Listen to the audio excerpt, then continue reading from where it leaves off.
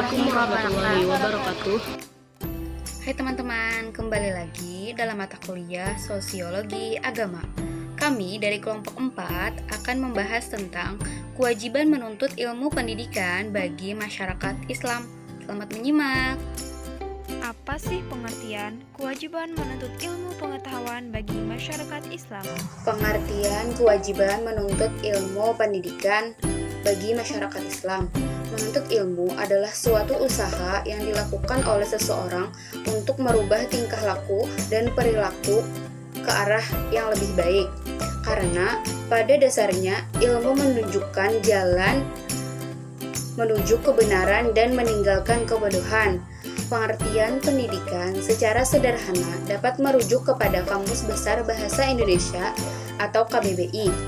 Pendidikan merupakan proses pengubahan sikap dan tata laku seseorang atau sekelompok orang dalam usaha mendewasakan manusia melalui upaya pengajaran dan pelatihan. Masyarakat Islam diartikan sebagai suatu masyarakat yang universal, yakni tidak rasial, tidak nasional, dan tidak pula terbatas di dalam lingkungan batas-batas geografi.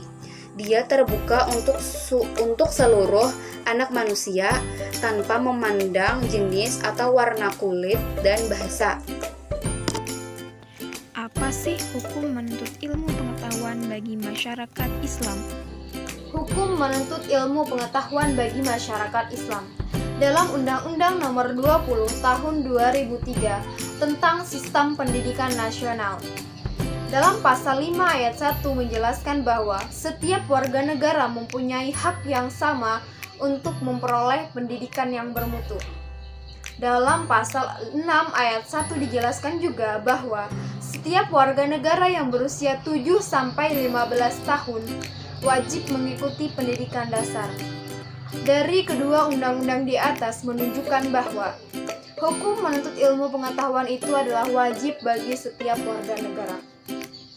Dalam pandangan Islam, hukum menuntut ilmu adalah wajib. Hal ini sejalan dengan hadis Nabi yang diriwayatkan oleh Ibnu Majah dari Anas bin Malik dari Rasulullah SAW yang berkata, menuntut ilmu itu adalah wajib bagi seorang muslim. Kedudukan ilmu pengetahuan bagi masyarakat Islam. Pertama, manusia diangkat sebagai khilafullah atau pemimpin dan dibedakan dari makhluk lainnya karena ilmu. Yang kedua, hakikat manusia tidak pernah terlepas dengan kemampuannya mengembangkan ilmu pengetahuan. Yang ketiga, Al-Quran diturunkan dengan ilmu Allah dan hanya dapat dimengerti atau dipahami oleh orang-orang yang berilmu pengetahuan. Yang keempat, Al-Quran mengisyaratkan bahwa orang yang dapat menjadi pemimpin umat ialah orang yang berilmu. Dan yang kelima, Allah melarang mengikuti suatu perbuatan tanpa memiliki ilmu. Apa sih fungsi dan kegunaan ilmu bagi masyarakat Islam? Fungsi ilmu pengetahuan yang pertama, memahami jati diri dan memahami berbagai kebaikan yang terkandung dalam ajaran syariat. Yang kedua, mengetahui rahasia alam metafisik. Yang ketiga, mengetahui rahasia dalam fisika. Yang keempat, memanfaatkan sumber daya alam dan saran kehidupan yang lebih luas. 5. Memahami tuntutan hidup yang lebih baik. Keenam, mengatasi berbagai problem kehidupan. Yang ketujuh, memahami perdamaian dunia. Manfaat menuntut ilmu dalam pandangan Islam. Yang pertama, mengenalkan dirinya pada dunia luar. Yang kedua, titik awal dari setiap kehidupan manusia. Yang ketiga, memperoleh kemuliaan. Yang keempat, memperoleh kebijaksanaan. Yang kelima, memperoleh kesejahteraan. Yang keenam, mengetahui bahwa Allah Subhanahu wa Ta'ala Maha Besar. Yang ketujuh, mengajarkan untuk bersyukur. Yang kedelapan, mengamati ciptaan Allah Subhanahu wa Ta'ala. Yang kesembilan, menularkan ilmu yang bermanfaat. Yang kesepuluh, berguna bagi semesta. Di era new normal ini, ingatlah pesan ibu. 1. Mencuci tangan pakai sabun dengan air yang mengalir Kedua, menggunakan masker ketika keluar rumah. Ketiga, social distancing. Dan keempat, menjaga pola makan yang sehat.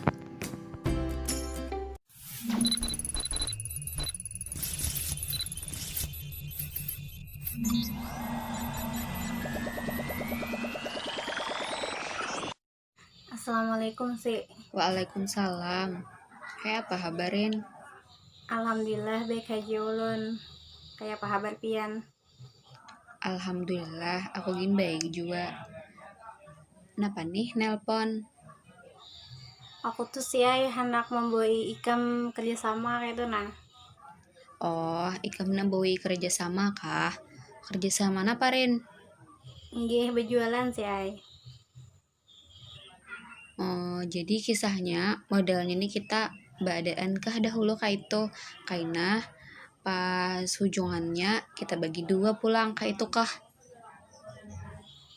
Nggih kayak itu pang rencananya tuh modalnya bagi dua. Oh, mungkin kayak itu aku hakunai. Nggih. Oh karena kita bertemuan Rin lah. Nggih ayo aja dulu. Assalamualaikum. Waalaikumsalam.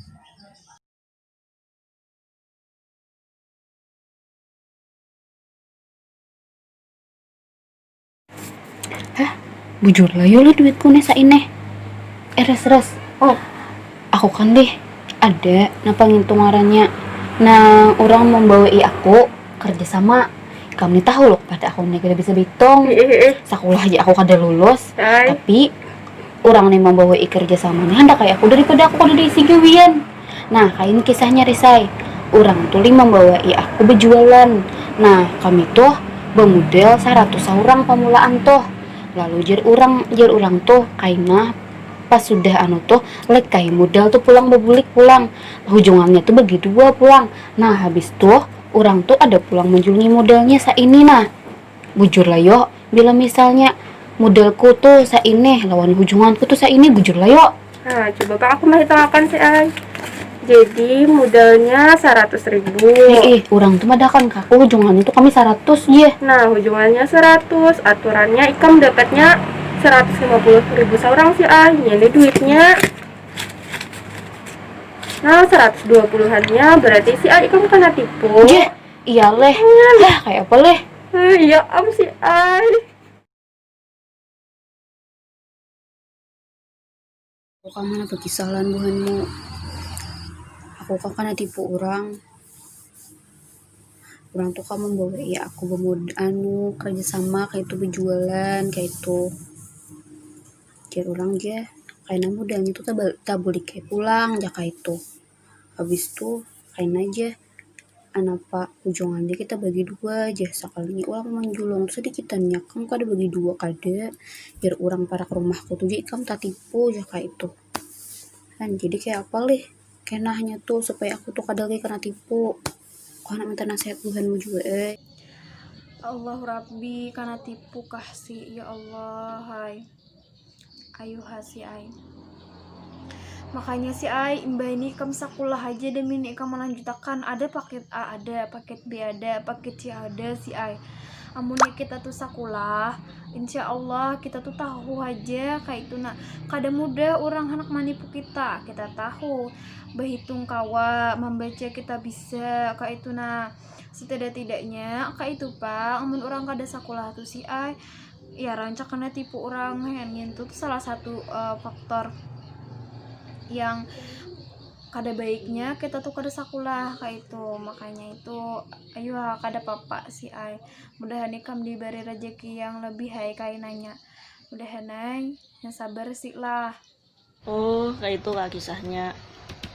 Aku nih sambil mengetik lah kayak ini kan kita nih masih diberi umur oleh Allah. Nah manfaatkan umur kita nih untuk menuntut ilmu.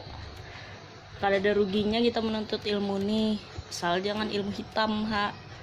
Nah contohnya ya kayak ikam nih ikam kana tipu kalau karena ikam kada tapi bisa berhitung kada bisa membaca.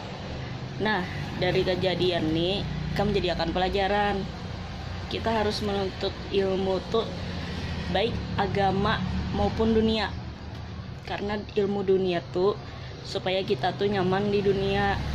Dan juga kita menuntut ilmu agama tuh supaya kita tuh nyaman di akhirat. Jadi bila kita menuntut ilmu dunia dan agama tuh insya Allah kita nyaman di dunia lawan di akhirat. Ayo ikhlaskan aja, insya Allah karena diganti dengan yang lebih baik. Dah jangan menangis lagi. Dah. Banyak bahannya lah nasihatnya. Kayak itu tuh kayaknya aku anak sekolah ya pulang bahasa. 4 orang yang di kampung rajinkan adalah kusigin sekolah orang yang tertinggal tuh. Paket sekang itu rasanya paket baik kah. Nah jadi 4 situ wae kayaknya pulang sekolah. Supaya belajar berhitung situ supaya kan lagi kena tipu orang.